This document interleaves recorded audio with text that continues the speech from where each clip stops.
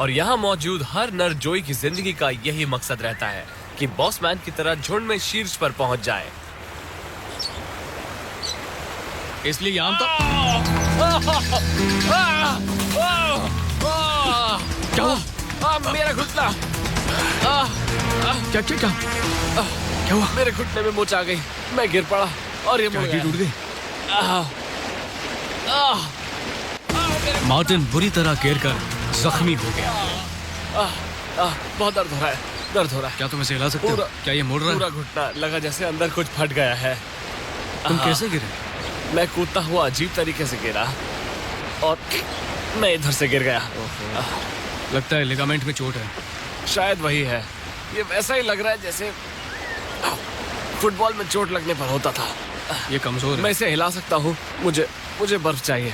मुझे सूजन को कम करना है। हाँ, मैं गाड़ी लेकर पहाड़ों पर थोड़ा ऊपर जाकर बर्फ लगाता हूँ, क्योंकि मैं यहाँ पर ये नज़ारे नहीं छोड़ना चाहता हूँ। मैं उस लंगड़ा रहे कंगारू जैसा महसूस कर रहा हूँ। अगर कुछ चाहिए हो तो रेडियो पर बता देना। ठीक है। अरे नहीं, मुझे कुछ देर के लिए यहाँ से जाना होगा।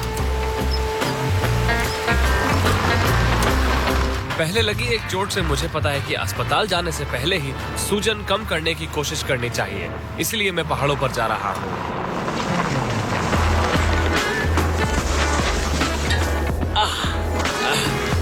बढ़िया, मुझे इसी की जरूरत है।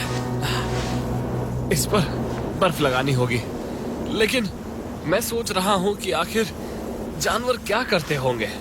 कंगारू या किसी अन्य जानवर को चोट लगने पर वहाँ सूजन हो जाती है, जिससे वो चलने फिरने में लाचार होकर बहुत नाजुक हालत में पहुँच जाते होंगे।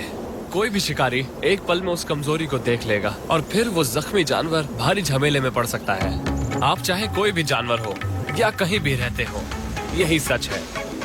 अफ्रीका में जख्मी जंगली कुत्ते को शेरों और तेंदुओं से ज्यादा सावधान रहना पड़ता है। बैंडेड mongoose जख्मी होने पर मैराबू स्टॉक और मॉनिटर लिजर्ड का आसान शिकार बन जाते हैं। और यहाँ ऑस्ट्रेलिया में जख्मी कंगारू को डिंगो से और भी ज्यादा सतर्क रहना पड़ता है, क्योंकि शिकारियों को जख्मी शिकार बहुत भाते हैं।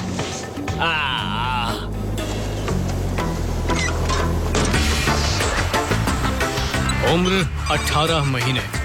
इस उम्र में जोई अब पूरी तरह आत्मनिर्भर और अकेले रहने को तैयार है। देखें मार्टिन का क्या हाल है। मार्टिन, मैं नरों की तलाश में जाने वाला हूँ। ठीक है, मैं बारिश रुकने पर बाहर निकलूंगा। तुम्हारा क्या हाल है? हाँ, बहुत दर्द हो रहा है। झुंड में 18 महीने के जोई का नाम हमने रुकी रखा। अब ये अपनी माँ के साथ नहीं रहता, इसलिए इसे दूसरे कम उम्र के नरों के साथ रहने के लिए जाना था। ठीक है, यहाँ कुछ अक्खड़ युवा कंगारू हैं जो लड़ रहे हैं। अब ये अपनी माँ या बड़ी बहन से नहीं लड़ते। इनमें अब दमखम आ गया है, तो ये बराबरी वाले युवा नर अब एक दूसरे से लड़ने लगे हैं। ये संजीदा लड़ाई नहीं है, ये बस दांव पेचों का अभ्यास करके अहम मुकाबले के लिए तैयार हो रहे हैं। ओह, गिरा दिया। उसने उसे पछाड़ दिया। बड़े होने पर ये इसकी तरह अपनी गंध के निशान भी छोड़ने लगेगा।